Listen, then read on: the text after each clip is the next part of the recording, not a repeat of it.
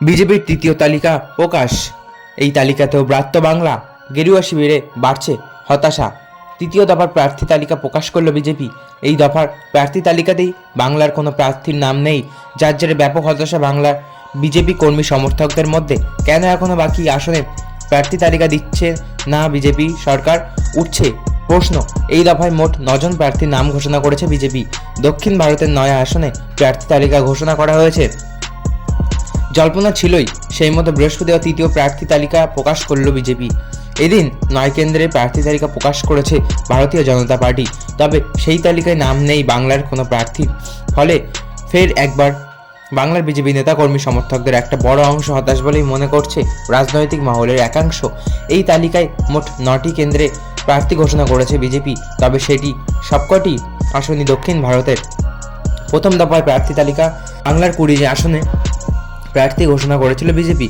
তারপর দ্বিতীয় দফায় বাংলার কোনো আসনে প্রার্থী দেয়নি গেরুয়া শিবির। ফলে খুব স্বভাবতই বাংলার নেতাকর্মীদের মধ্যে উঠতে থাকে প্রশ্ন। তবে সেই সময় আশা করা যায় যে হয়তো তৃতীয় দফায় তালিকার শিকে ছিড়বে বাংলার। কিন্তু শেষ পর্যন্ত এবারেও বঙ্গ বিজেপির ঝুলিতে এলো হতাশাই।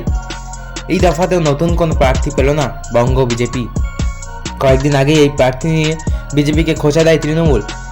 এই প্রসঙ্গে দিন কয়েক আগে তৃণমূল নেতা কুণাল ঘোষ কটাক্ষ বলেন, কে হারবে সেই নাম এখনো ঠিক করতে পারেনি বিজেপি।